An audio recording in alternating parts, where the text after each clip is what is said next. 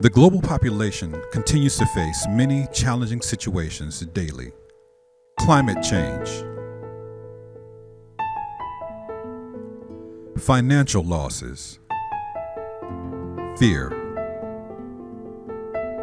anxiety, sickness,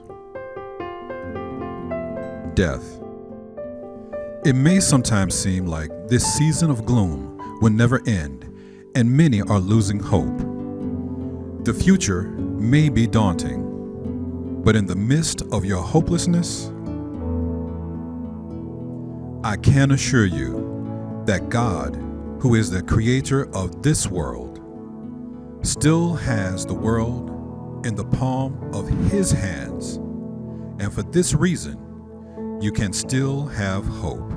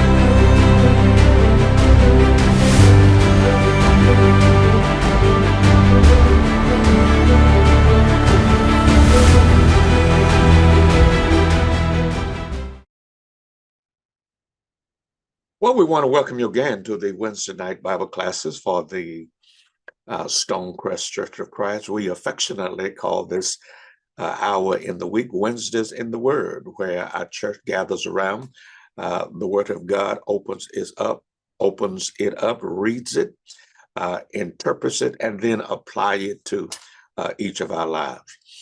The month of May is celebrated in our country as Mental Health Awareness Month. We recently had a seminar at our church on mental health awareness. We celebrated every year.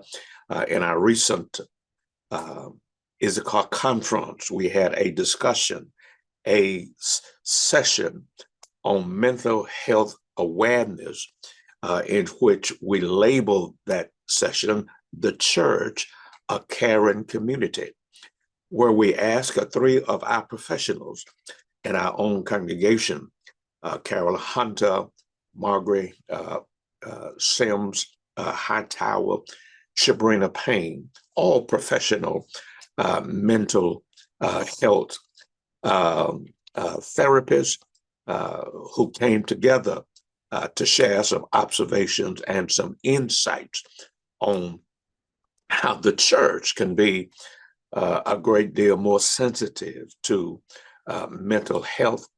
And I'm going to re-air their discussion and session that they conducted at our recent Issachar conference. It was a blessing then.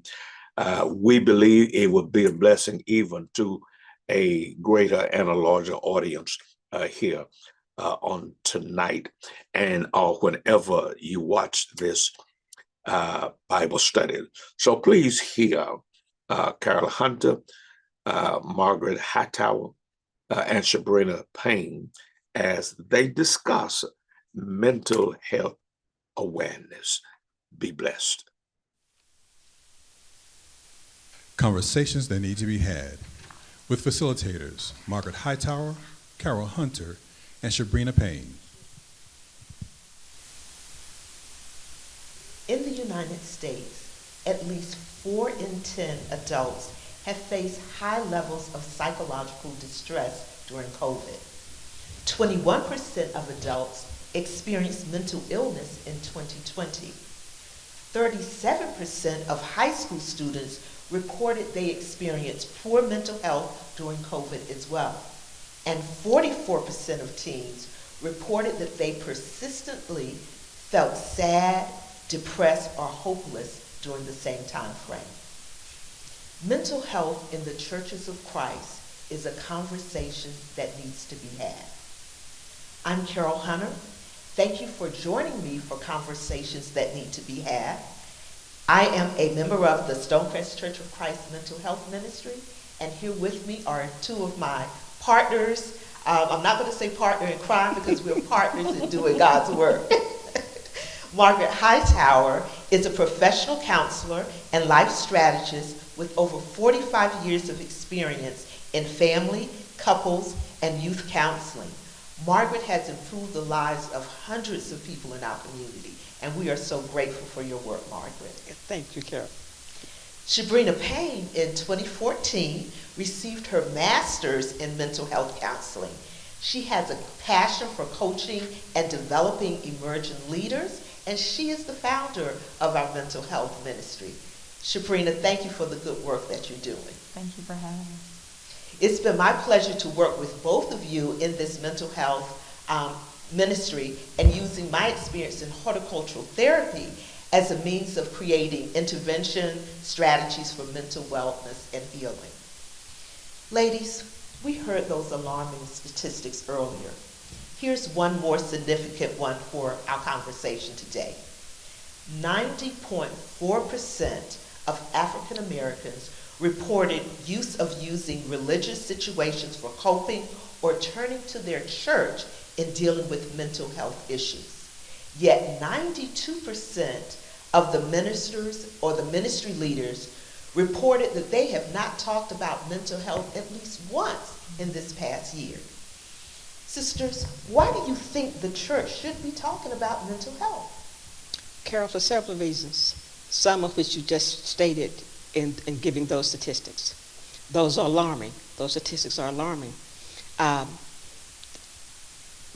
Churches of Christ, and probably churches in general, don't possess the most basic information that relates to one's mental health.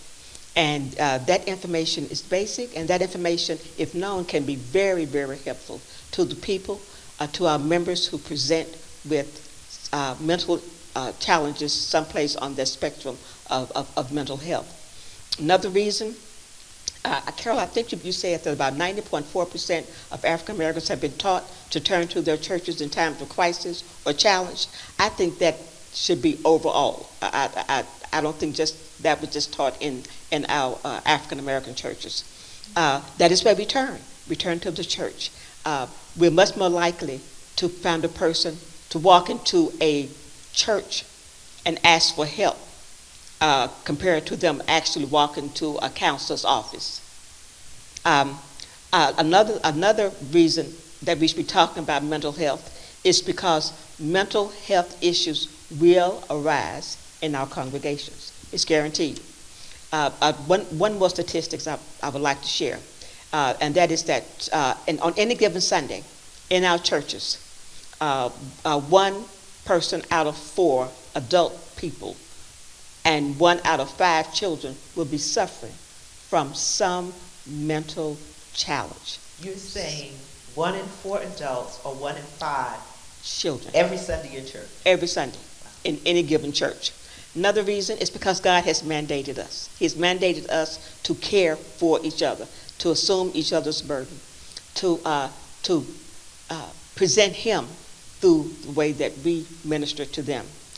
Another reason, as a church, we have to communicate God's grace, His mercy, and His love.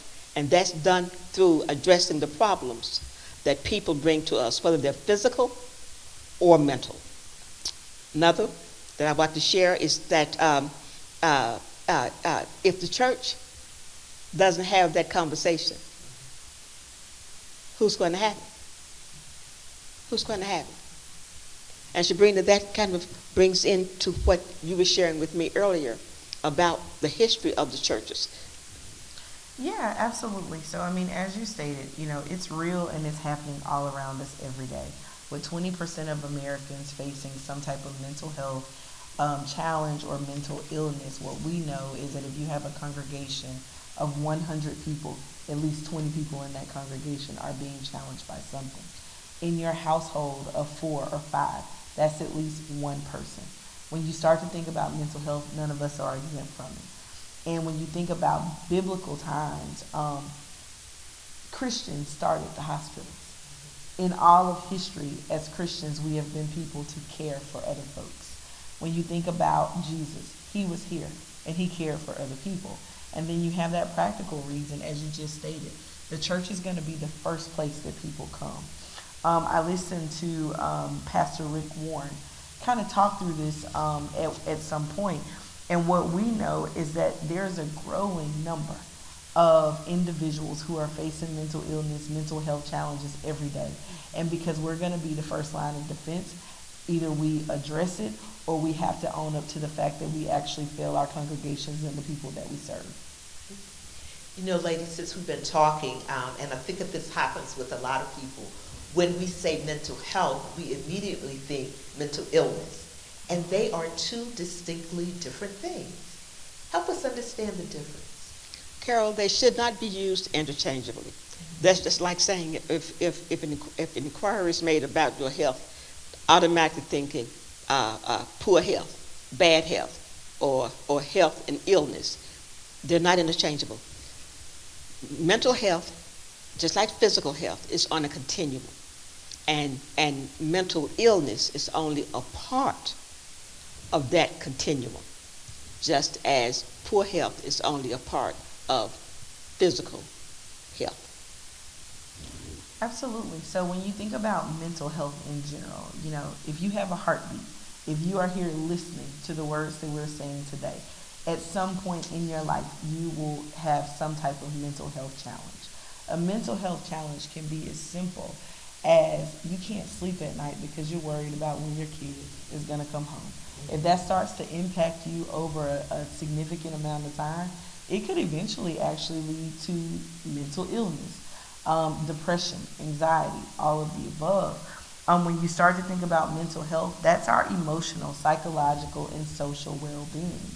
How we think impacts how we feel, and how we feel impacts how we act. Mental health challenges are going to be something that we all have to address for the rest of our lives. And so as we think through that, what we should know is that though not all of us will have a mental illness, we all deal with mental health, which is one more reason why we can't ignore it.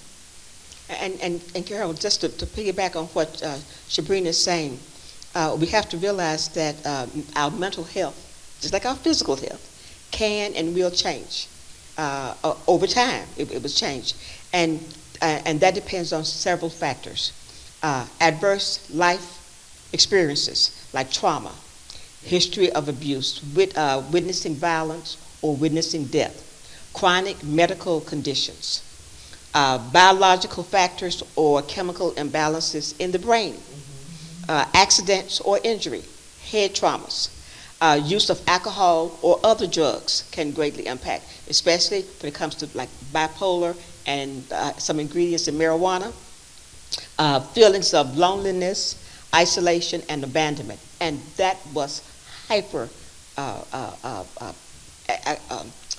realized, I think, by most of us during COVID.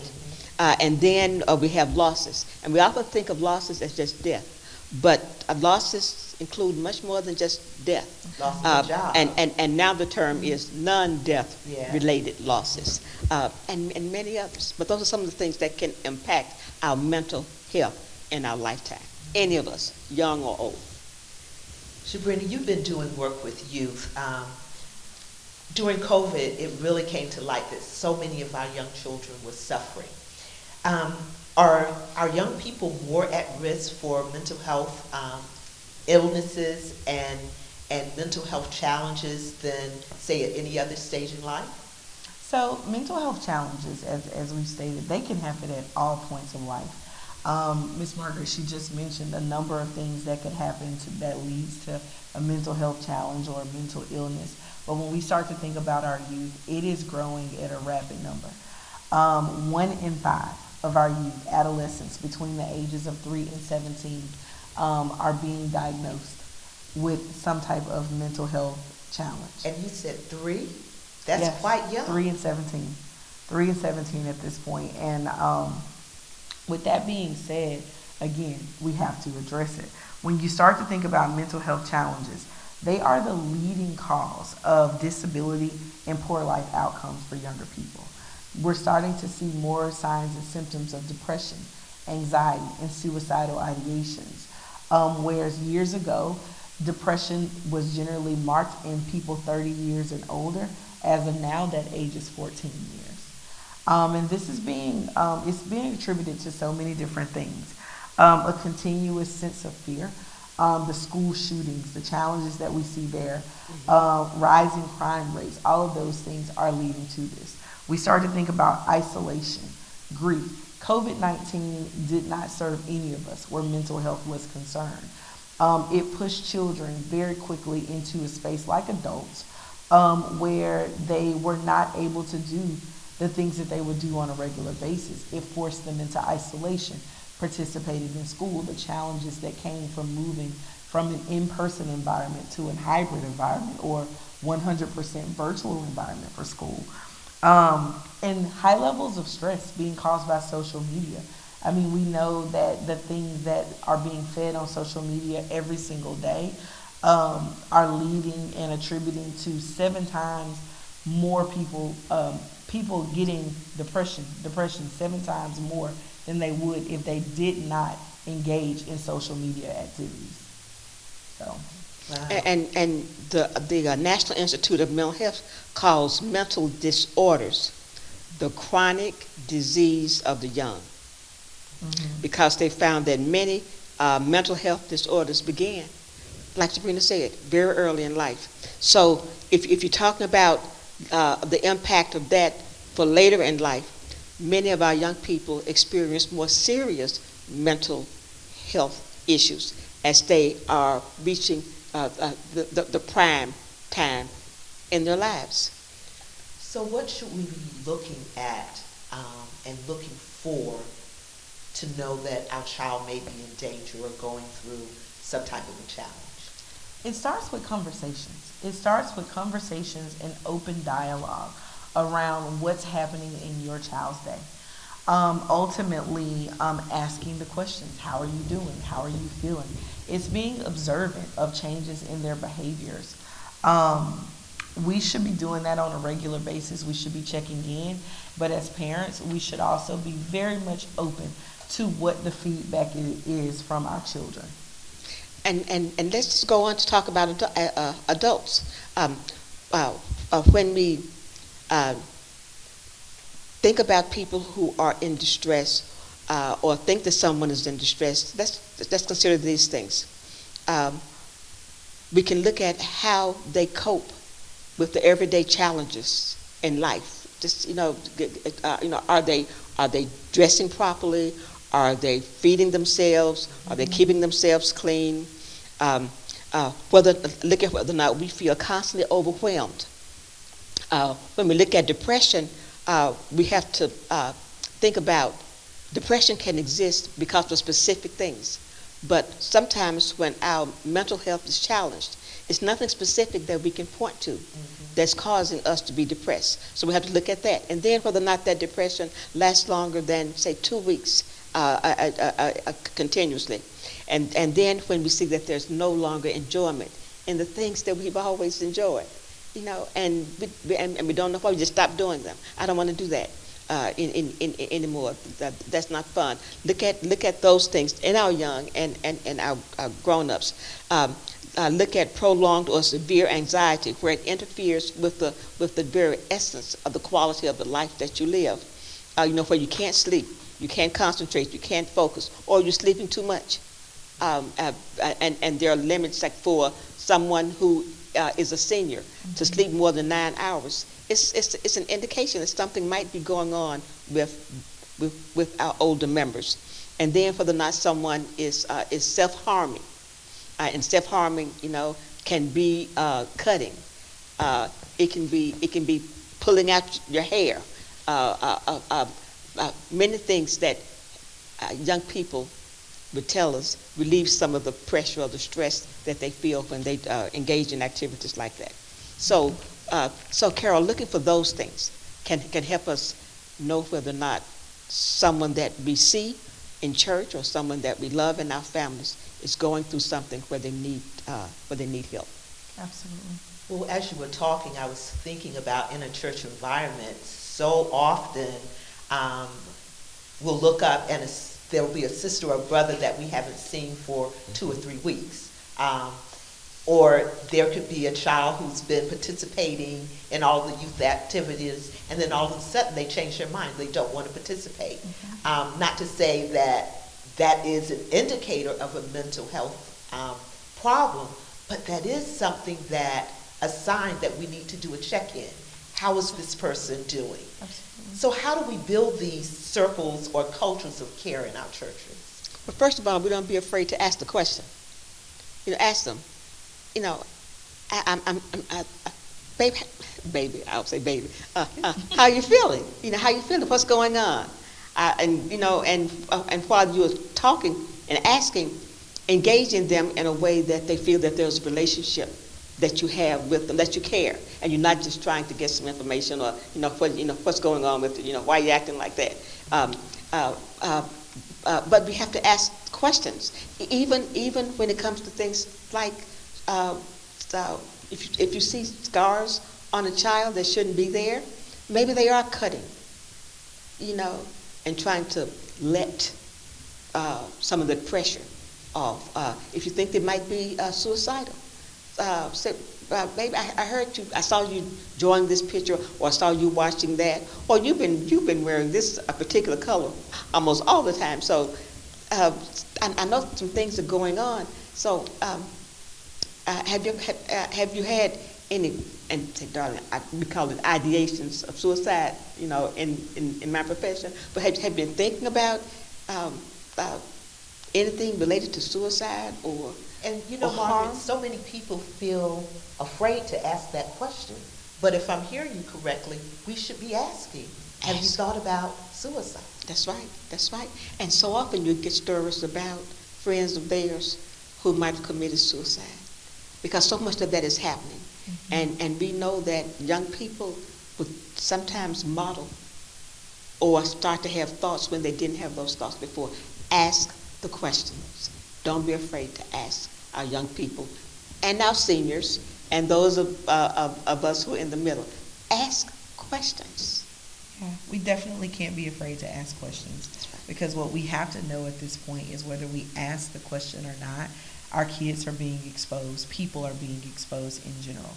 When you start to think about young people, they know someone who has committed suicide. They know a family who's experienced it. Even as an adult, you know someone who has gone through that. When we start to think about this, 132 suicides happen every day in America.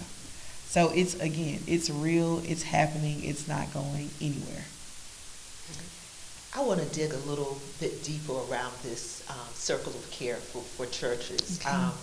I want to share 3 scenarios of things that we know have happened in our churches of Christ. And I'd like for you to share how a caring church that understands mental health should respond. The first one is a mother who goes up at the end of service when we have the call for responses.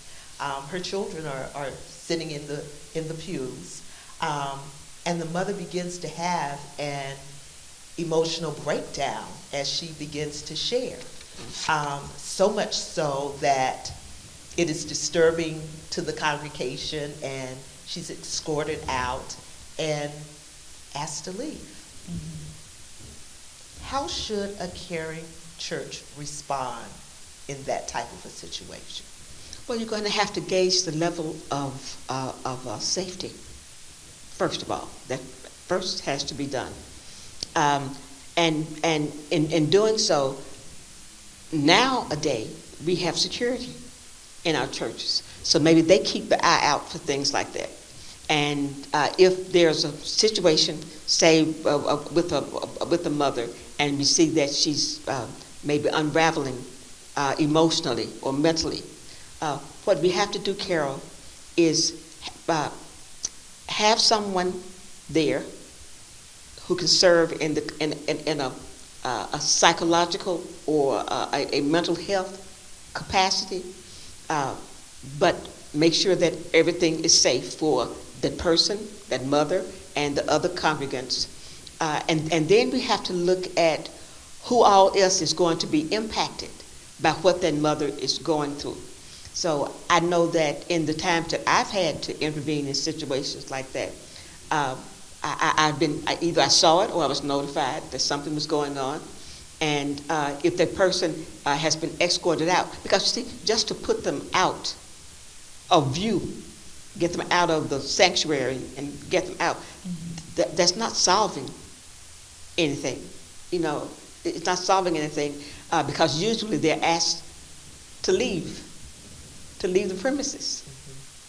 So you're putting a brother or sister out on their own when their mental capacity has been compromised by some situation that's going on with them. So I like to create, if I don't know that person, try to create a warmth or a level of engagement with them where they know I care and I'm not being bothered by what they're going through or what she's going through in this particular scenario, and then talk with them privately, as privately as you can, about what's going on. So I always start there, because no one's going to be helped at all if they think that you are trying to get rid of them or that you really don't care about them. So the first step would be safety, second would be engagement, as personally as you can possibly engage with that person. Sabrina, what do you think? Well, I would imagine that the children sitting there, and I don't mean to cut you off, but the children sitting there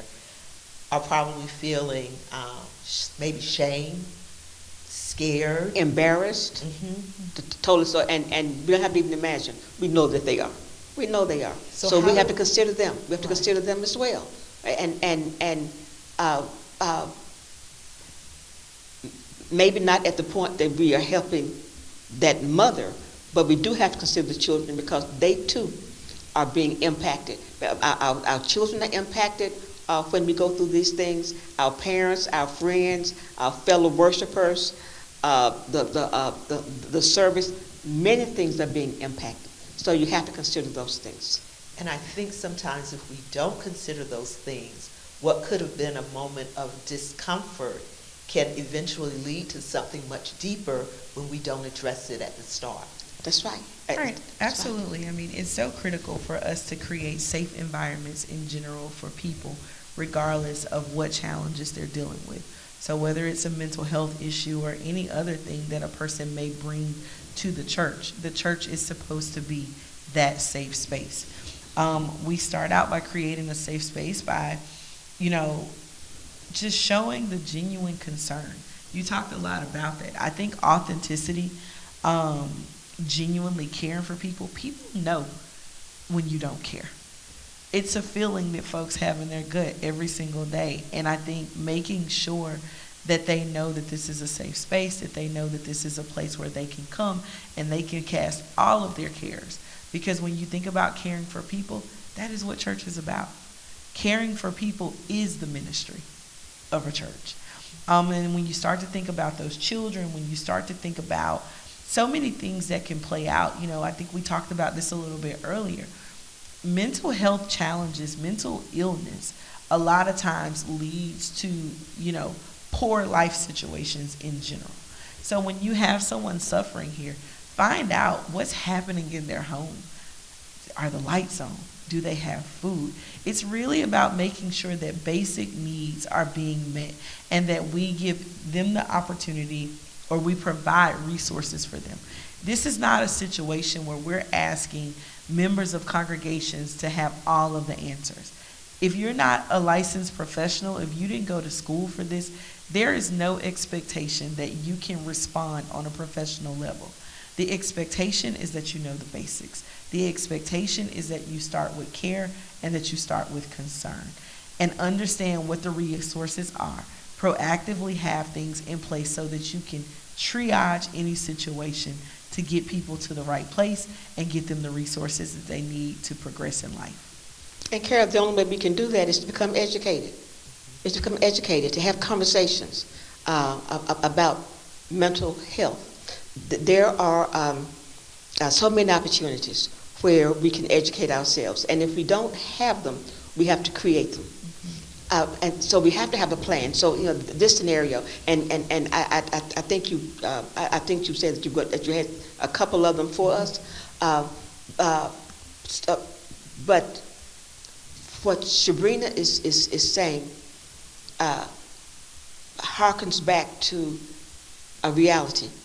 We have to be proactive about these things. And the only way to be proactive is to address them prior to them happening. And we have to put together a plan. So I'll maybe get back to that when you challenge us with those other scenarios. Sabrina, you ready? Here's another one.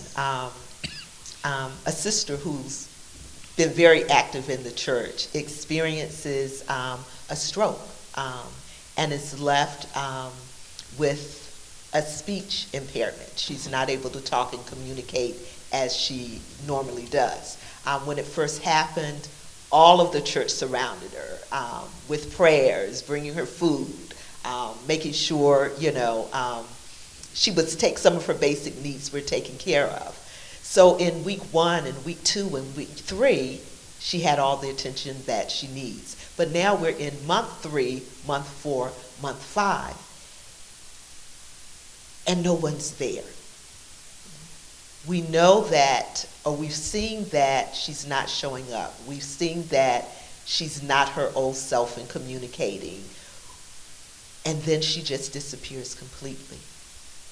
Carol, is she not her old self because of the effects of stroke? Or are you saying that she's not her old self emotionally? And that's the question why I posed it to you, because we haven't engaged, so we don't know. Right. What we know that, as we talked earlier, that these life changes and physical changes can bring the onset of depression, anxiety, even fear of how am I going to maintain my livelihood. Right. Or how am I going to be perceived in the congregation? Right. I was vibrant and outgoing and everything, and now my speech has changed, you know, or my walk has changed. How am I going to fit into my congregation with this person that I am, you know, right now? Yeah, I think you bring up a really great point, because I think that it's something that oftentimes we just really fail to address. I mean, it's like kind of almost like the same situation after a funeral. You know, people always say that, like, in the beginning, when someone passes away, you are surrounded by people. You have the food, you have everything coming your way.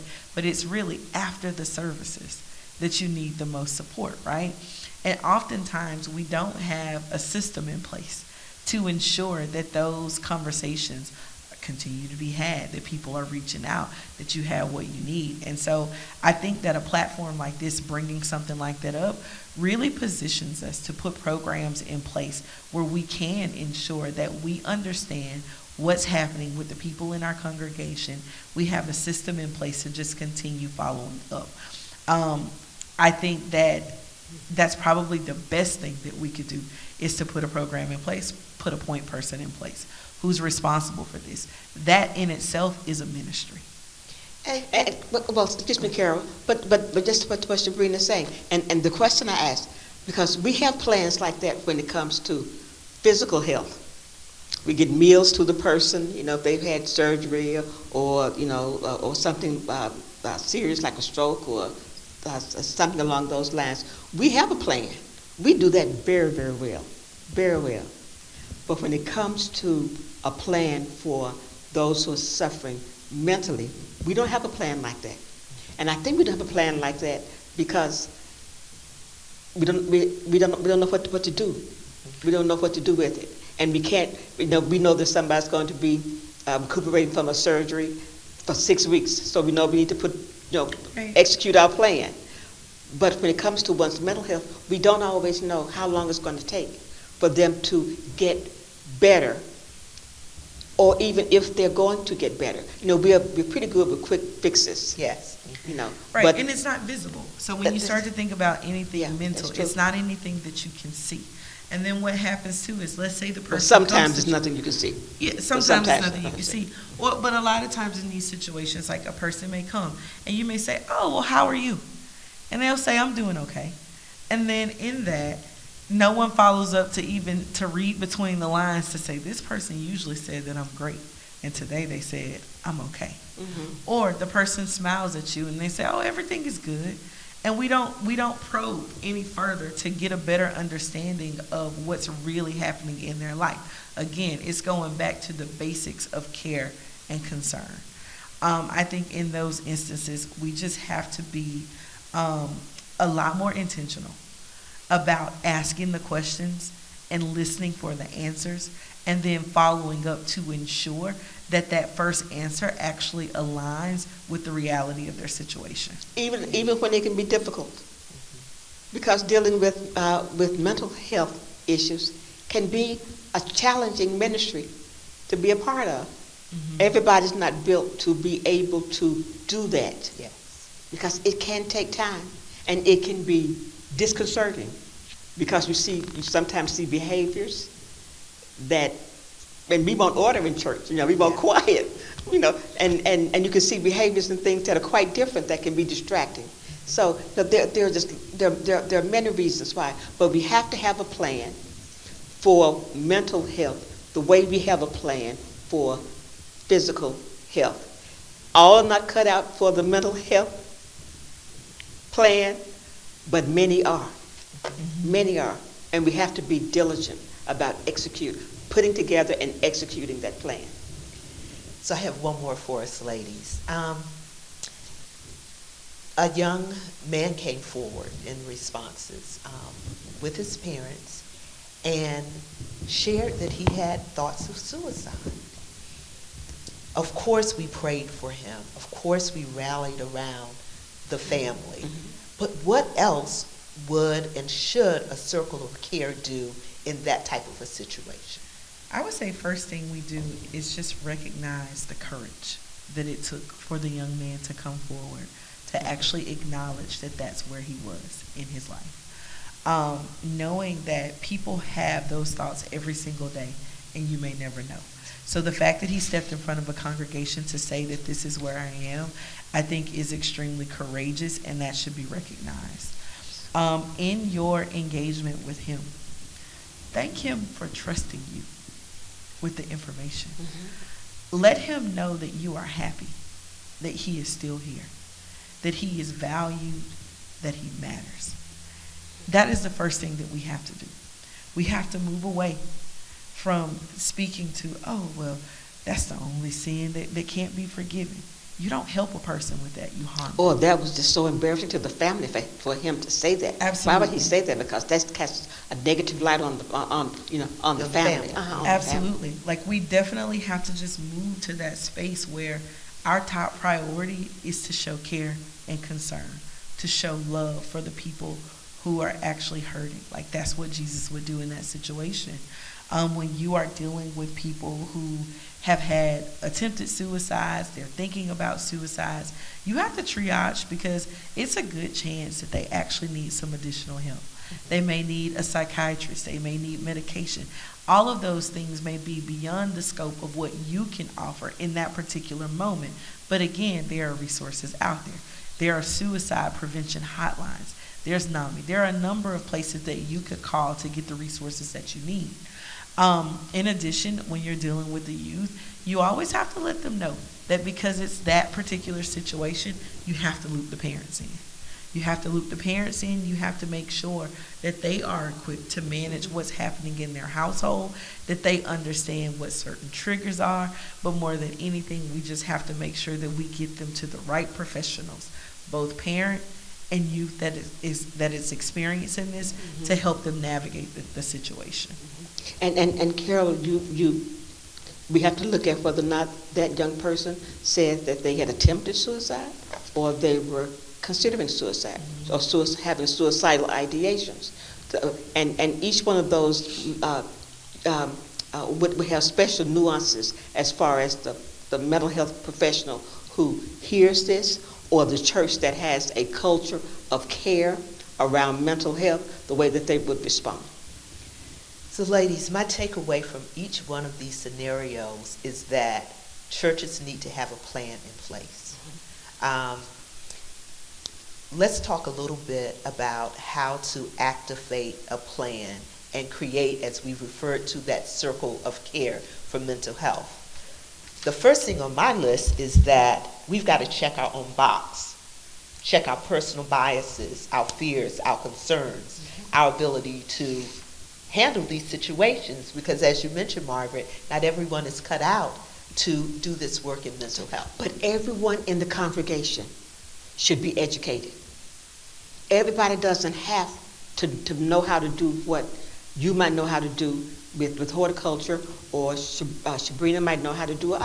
They don't have to, but they should be educated with the basic information about how to respond to people, because our responses can cause more suffering and more isolation and more hurt when that response is not rooted in education around the whole issue of mental health.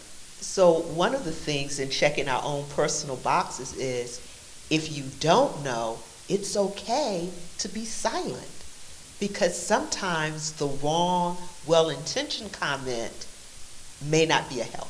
Absolutely. I mean, it's key. We have to be honest about what we know and what we don't know, and we need to be authentic. And what we are willing to be comfortable or uncomfortable with. Absolutely. And we have to be authentic in our responses. You know, when we start to think about creating that culture of care, culture is trickled down. It's generally a top-down situation. So when we start to think about checking our own boxes, looking at our own fears and concerns, one of the things that we can do in a church in general is our leaders and our ministers and our pastors, they can start to talk about mental health. They can start to talk about their own experiences, you know, because that in itself makes it okay for everybody else. Absolutely. Because they show their own vulnerability. Yeah, and so when Yeah. we think about vulnerability in general, like I always think about vulnerability as grounds for growth, grounds for change, and primarily because vulnerability creates a soft space. It gives you The that soft ground- soil. the soft soil, the Uh-huh. soft soil, The soft where you soil. could actually pull the weeds out that you don't need, and you're soft enough to absorb those things that you do need. That's a top-down situation. When we start to really talk about it, and when we start to normalize the fact that everybody is dealing with mental health issues, everybody at some point in their life is going to have this as a challenge. I mean, I think about Brother Barclay. He often talks about the valleys that we walk through, right? Like our entire life, our entire journey is peaks and valleys. You think about your mental health as a peak and a valley. As you go through life, certain things will come your way that you may have to deal with that may put you down. There may be other things that'll keep you on a high. But life in general is going to be highs and lows. And as we navigate that, we need to make it okay to talk about it. Excellent. So number 2 on my list, and Margaret, you said this a couple of times, is about gaining understanding about mental health. So I would like for you ladies to reiterate your top 3 things that you want us to know about mental health. Well, Carol, I can do that. But first, let me say this. Talking about those boxes, about the check our own box. Personal biases. They come from our religion, things that we're taught at church. Like maybe a mental situation is the result of some sin that was committed by you or your mama or your daddy, or maybe it's because you don't have enough faith. That's a big one. Yeah, you don't have enough faith. So those things are contributors to our personal biases. Then we got fears.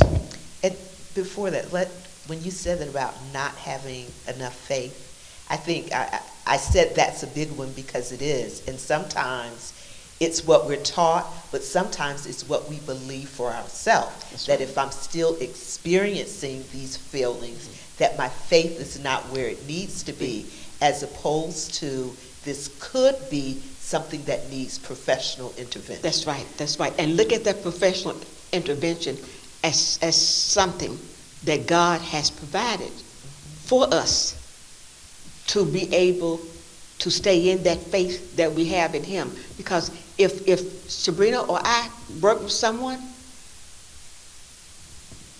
it's God. It's God working through us to be able to work with you. Nothing that we do excludes God. And let's face it, I mean, when we really think about our Christian walk, so many of us, depending on where we grew up, the kind of congregations that we grew up in, we weren't necessarily taught the love of God. So our identity in God in general is not necessarily true for what He created us to be and what He created us to know about Him. And so when you start to think about faith and you start to think about really being able to rely on Him, so many people, we live in this world in our heads of like punishment, right? Everything that we do, there's a punishment associated with it. I'm not good enough. I am earning my way to heaven versus us getting there by His grace and mercy. And so in that, in general, oftentimes people, they don't see the good in themselves. They don't embrace His grace. And they don't really see how He provides us every resource that we need to survive, to thrive, to be who He's called us to be in life. And that's something that I'm really hoping that we can start to change. And one way to get back to my question, ladies, one way we can do that is understanding this mental illness and mental health issues. That's right. So give me your top 3 things you want people to walk away from this conversation remembering about mental health. Okay. Since you addressed me, I'll start. Okay. Now, I made a note of these because there are many. You know, there are many. But Top 3. I know, Carol, you want top 3. Okay. 3 that are significant to me. Mental health and physical health are interconnected and change throughout our lifetime. Number 2, developing a plan and executing that plan is as necessary in ministering to mental health needs of our church members as is the ministering we provide for the physical health needs of our members. Thirdly, am I being concise enough, Carol? Yes, you Okay. are. Thank you. Okay, number 3, talk about pastoral care or ministering, and we talk about psychological care, mental health professionals. Pastoral care is needed by all in the congregation, regardless to the state of our mental health. Those who are facing those challenges still need to be dealt with when it comes to the spirit of the soul and the heart of what God is. Okay, so pastoral care is needed by all in the church under all circumstances. Psychological care, meaning our mental and emotional health care, is needed by most of us in the church at some time or another in our lifetime. Excellent. Thank you, sister. Sabrina, she appreciates that. I absolutely love those. One of those was something that I had in mind. And so with that, I love the detail that's in that. And so like mine would be very simple. And it's really that mental health is something that we all have to embrace and deal with every single day of our lives. Our mind in general is the most powerful thing that we have. And what you got to know is that like your life is dominated by your most dominant thoughts. And ultimately, if you are suffering, there's help out there for you. If you are suffering, you are not alone. Find somebody to talk to. We talked about our leaders and our pastors, our ministry leaders, our preachers are not exempt from what we're talking about with mental health. And I think as members of congregations, when we say that it affects everyone, it includes our leaders as well. That's right. So it's very important that we make sure that our leaders have the support that they need, but also the training that they need so that they can in turn help us. Right. That's right. Carol, we absolutely do. We have to make sure that, like Sabrina said, top down, make sure that they receive the same training, the same education that our members receive. We have to make sure that they receive the support, make sure that they know how to refer and when to refer, and know that we cannot abdicate our responsibility as Christians by referring those who are going through mental health challenges to professionals. We still have to provide that spiritual support. Doctors and master's degree professionals, that's not their job. That's not their job. But the church, that's our job. We have to minister to them on a spiritual level. And the church is every individual who sits on that pew. Absolutely. Can be a part of. That's right. That And they have to circle of know care. that, Carol. They have to know that they're loved and supported and valued. We have to let them know that, because I have no doubt that when people go through challenges, mental challenges like that, all of that's lost. They don't see their value, their worth in a congregation. And we can't let that happen. Because God would never do that to us. Absolutely not. And we can't do it to anybody else. No, caring for people is is the ministry that I think every individual has to be a part of.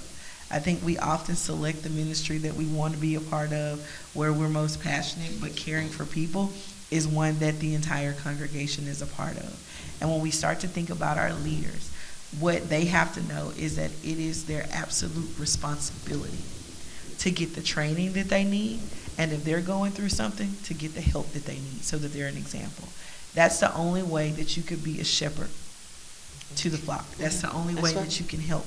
That's the only way that you can care for people. That is the only way that you can get anyone to follow. Thank you. Carol, I remember you telling us about a training that you received. Yes, well, we have in our final graphic, I listed that information. There is a group called Mental Health First Aid that any individual can go through that training and learn the very basics about what to look for and how to respond if you encounter someone who has a mental health issue. That's right in line with what we're talking about, isn't Yes, it? yes. Right in line. Yeah. Well, ladies, we could probably have this conversation for another hour. There's so much more we can say, but we've got to close for today. Thank you so much for sharing. More than anything, what I felt is the love that you have for people, the love you have for the church, and that's the love that we have to have for each other when we're going through our mental health challenges. Carol, may I say this? The Issachar Conference was founded on that very premise. The tribe of Issachar, 200 men and their relatives, knew, based on God's divine wisdom through them, the sign of the times. We're talking about the sign of the times. Right. And not only did they know the sign of the times, they sought to put that into action. And that's what we're talking about. That's a wonderful way to end, sister. So those of you who are watching, thank you for joining us. Thank you for being a part of this conversation. And we hope that you will take some of the information that you've heard today and put it into action.